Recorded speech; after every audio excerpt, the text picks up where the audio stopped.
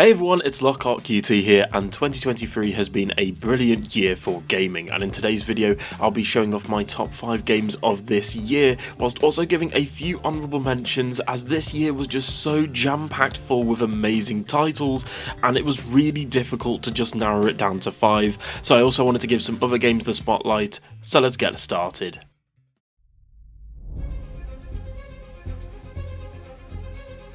So starting off with Spider-Man 2 by Insomniac Games.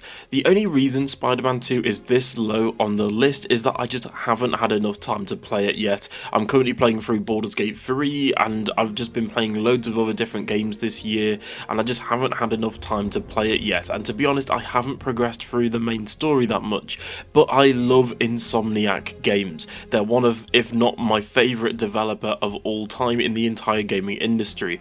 And what they've made here, from what I've seen so far and what I've played so far and from what I've heard from other people, is a fantastic sequel that introduces Venom and the actual Venom symbiote and does exactly what a sequel needs to do. Builds on the foundations of what came before it and was not trying to fix what wasn't broken with the first game. With this world's great character writing, fun to explore open world of New York, and the feeling of playing as both Peter and Miles, and the cringy sort of tagline that most game outlets give this game of that it actually makes you feel like Spider-Man, and I don't think many games in the Spider-Man universe have actually achieved that. Overall though, I really love Spider-Man 2 in terms of the overall series, in terms of the PlayStation Spider-Man universe, and I'm really excited to see where the game goes next, and I'm really excited to actually get into playing it.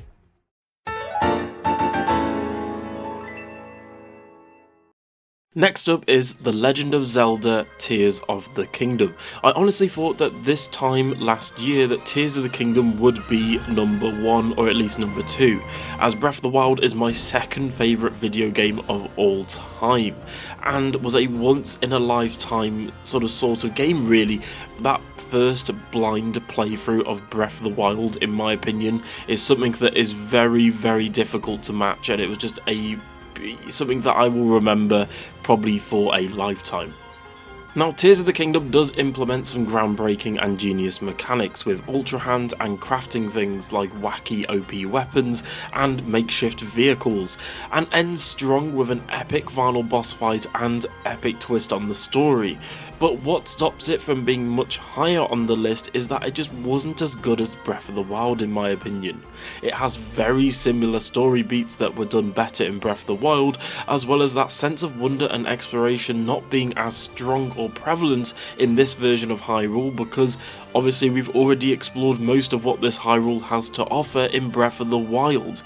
Although the depths, in my opinion, were a very cool inclusion, and sort of discovering the depths in the dark below Hyrule was fantastic, and additions such as little cave dungeons and the Sky Islands also add more depth and verticality to Hyrule.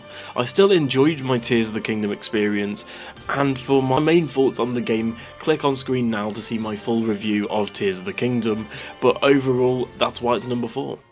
Today's episode of Baldur's Gate 3 is sponsored by A Mental Breakdown. Next up is Baldur's Gate 3. So if you don't know me, I love games like Persona 5, games that offer you great characters in a great world, and I really like to be surprised because I usually have a few genres that I only play, such as action adventure, 3D platforming, sports games, racing games like Mario Kart, that sort of thing. So when a game takes me out of my comfort zone and then I end up really enjoying it, it is a massive surprise.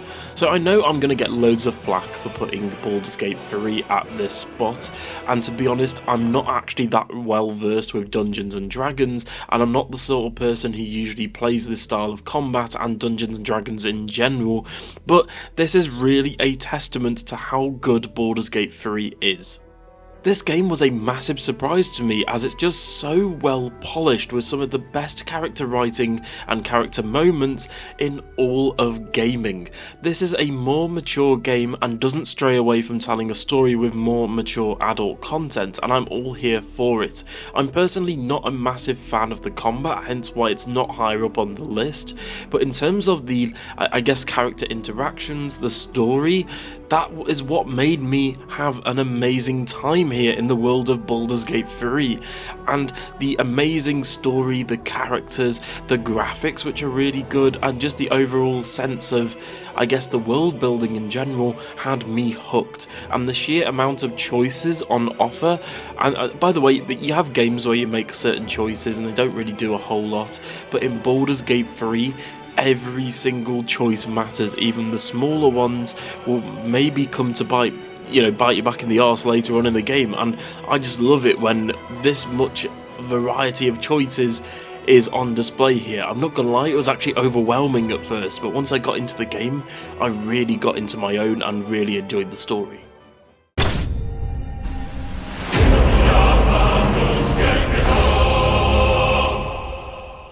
Next up is Final Fantasy XVI. Final Fantasy XVI is an amazing video game.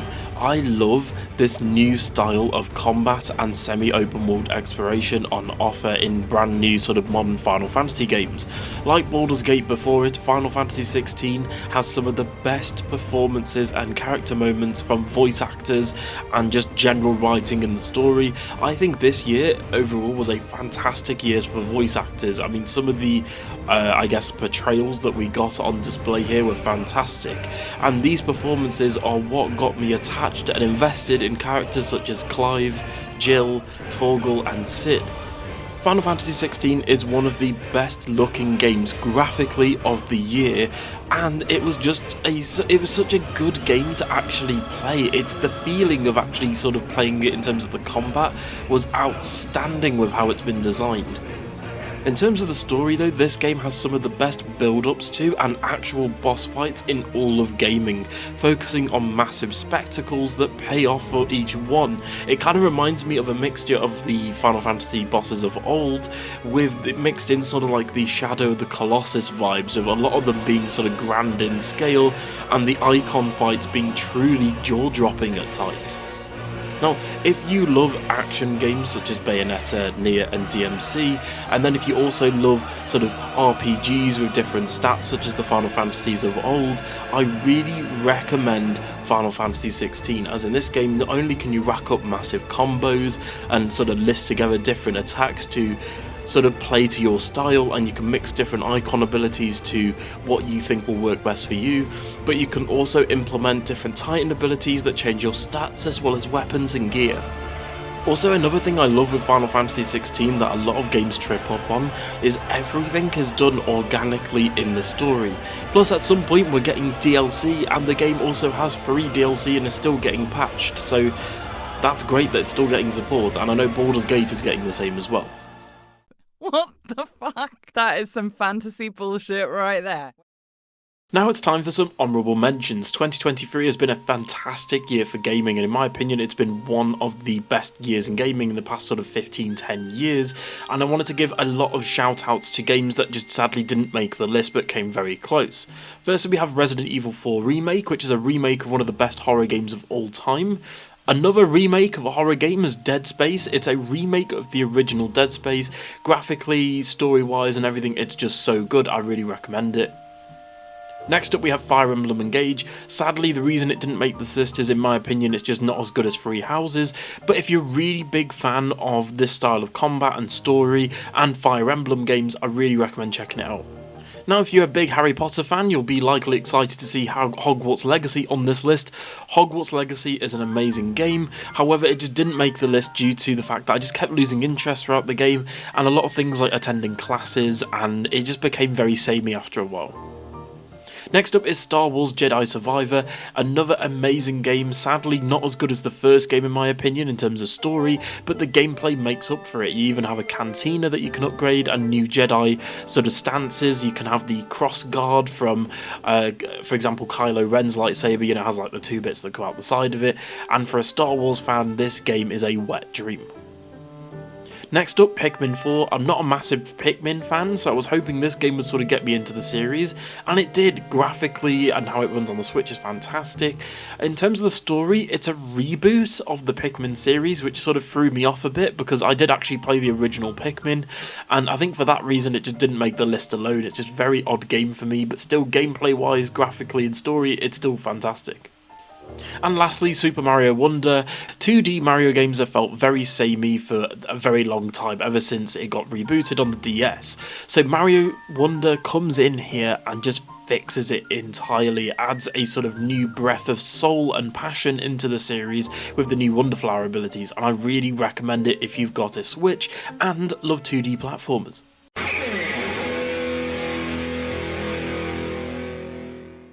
So now for number 1.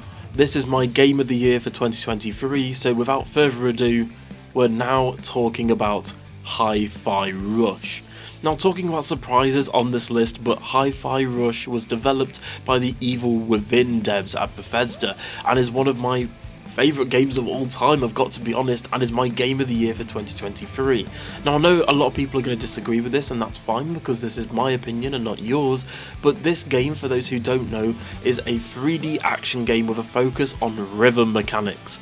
The story is also very silly and comical with serious moments at times, but it actually got a few laughs out of me, which I haven't really had in gaming this year too much. I'd say Baldur's Gate 3 is the other game that's actually got physical laughter out of me, but the game's story and gameplay was so engaging start to finish. Plus, there's songs from Nine Inch Nails and The Prodigy that play during each level's climax, and each level has a sort of dedicated section to syncing up to those songs and having these big epic moments where those songs are playing, especially during the boss fights as well. This game feels like something that belongs on the PS2, GameCube and Dreamcast era back in the day, sort of the early 2000s, late 90s, in terms of a action-adventure 3D platformer, with its comic book art style and very tight, very precise and very unique and sometimes genius 3D platforming. And like all the games on this list, it's really refreshing to get a game this well polished in an era of rushed and buggy releases. Games like Final Fantasy XVI, Tears of the Kingdom, Hi-Fi Rush and Baldur's Gate 3 are all brilliant, and you can look at them and go, yes, these games have got soul and have got passion put into them and were actually completed start to finish, which is a very odd thing that you can say in 2023, but unfortunately we do get games that come out and are complete rushed and buggy messes. Now, I've talked a lot about writing and story and characters on this list, but in terms of characters, I really loved Hi-Fi Rush's sort of main gang. I thought each one had something to offer and was extremely well written, and I was invested and cared about each one. Also, you can pick Hi-Fi Rush up on Xbox's Game Pass, both on PC and on the Series consoles, by only paying the monthly subscription. So if you only pay like £10 or $10 or however it is over in the States, you can get this game a lot cheaper. Either that, or if you want to pay full price for it, it's not even a full price game. Like Hi-Fi Rush isn't $70, it's only like $30, and I'm pretty sure it's on sale at the moment as well. Hi-Fi Rush also has DLC costumes as well as DLC content and a New Game Plus with a sort of epilogue of sorts where you can actually see where the story, you can basically, after the main story, you can complete a series of missions which let you know what happened after the game's main events. And with free DLC content and characters that you just fall in love with, I really can't recommend Hi-Fi Rush enough. And the sheer surprise of this game actually coming out, because it was a shadow drop back in January, February time, and this game was just fantastic start to finish, and I really recommend it, and that is why Hi-Fi Rush is my game of the year for 2023. So there are my top 5 games of 2023. Tell me what you thought in the comments below, and please comment with your personal top 5 and even like your just general game of the year and some honourable mentions. I'd love to hear from you. And for more gaming content, don't forget to like, share and subscribe, and I'll see you all in the next one. Thank you so much for watching, and if you want to check out my 2021 and 2022 top 5 gaming lists, they'll be on screen right now, as well as a link in the description, so please check those out. Thank you so much for watching, and goodbye everyone.